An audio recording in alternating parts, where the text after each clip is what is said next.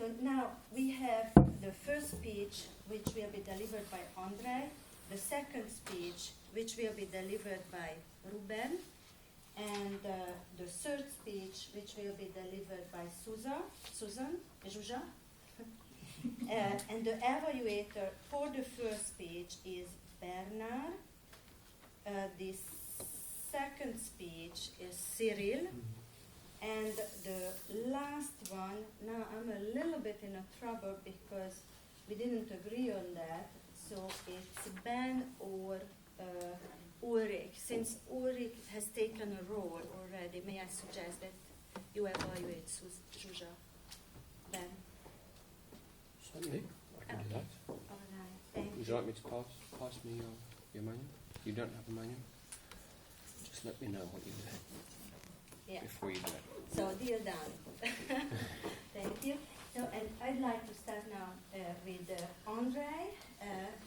Andrei will deliver his fifth speech from the Competent Communication Manual. Your body speaks. Yeah. So the speech objective is.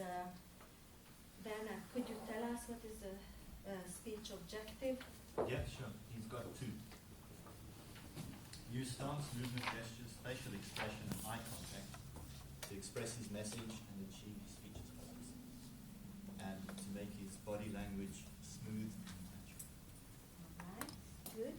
And to introduce Andrei, so your name is Andrei Rogov, no more names. I asked for that. You are Ukrainian. Andrei is a physics assistant, a PhD student. He speaks fluently Russian, Ukrainish, and English. And he is member of the Toastmaster Club since 2012. That's a couple of months ago we joined. And Andrei comes to the meeting to learn, to practice, and to have fun.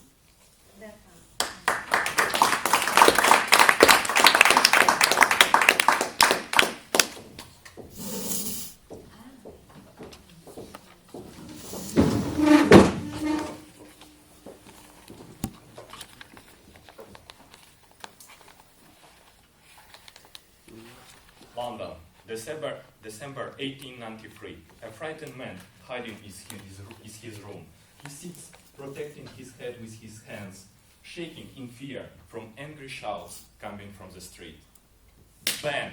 A stone breaks a window glass and hundreds of pieces fly over the room. Other stones fly in, crushing furniture, plates, paintings.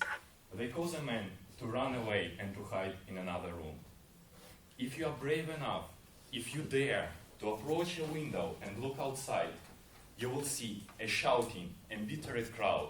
These people are willing to break into the house, find the man hiding inside, and wring his neck. Mrs. Toastmasters, fellow members and guests, what has provoked such anger and hatred? The reason is because this man is a murderer, and we all know his victim. His victim is Sherlock Holmes. Sherlock Holmes? Detective from Baker Street? How can you kill a fictional character? You can. If you are a writer who created him, and your name is Arthur Conan Doyle. Arthur Conan Doyle was a successful British author, and even though his detective stories were extremely popular, he didn't like Sherlock Holmes.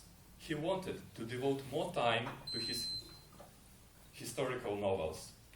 So he decided to put Sherlock Holmes in fight with his main enemy and to kill them together. In such a way, he wanted to end writing books about Sherlock Holmes. He ignored the right of his audience to participate in decisions regarding his work. He ignored the fact that he had created something much bigger than himself. If today you'll check Wikipedia, you'll find that the article about Sherlock Holmes is 3 times longer than article about its author. How could it be? Well, we can find answer here.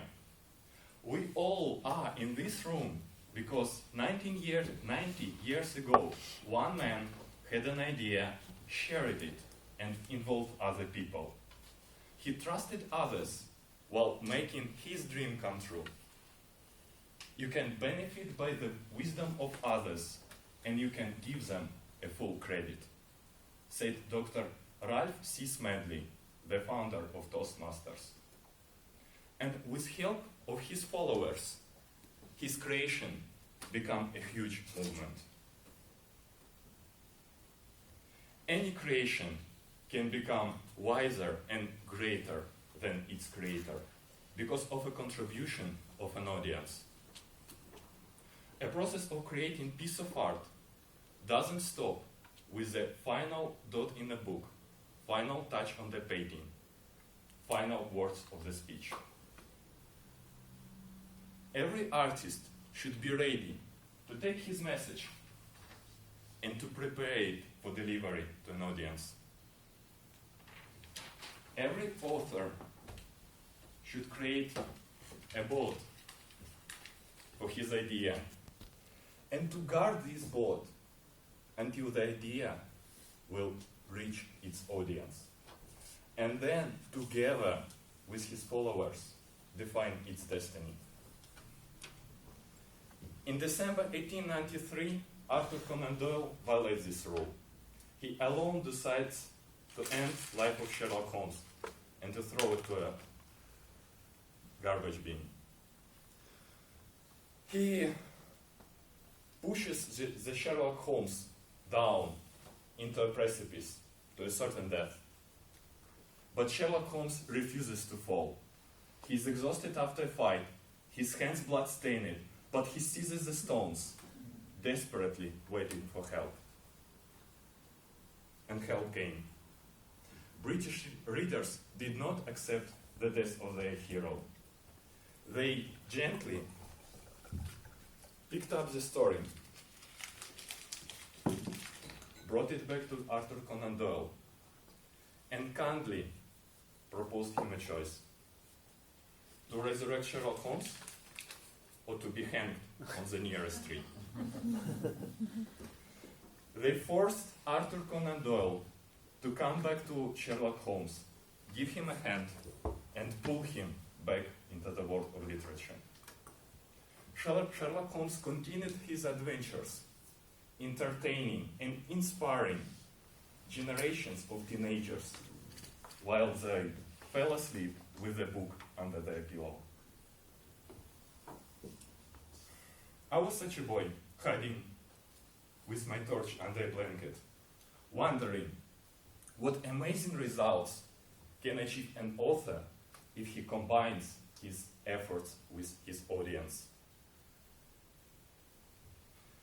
I believe as Toastmasters we all can learn from this story.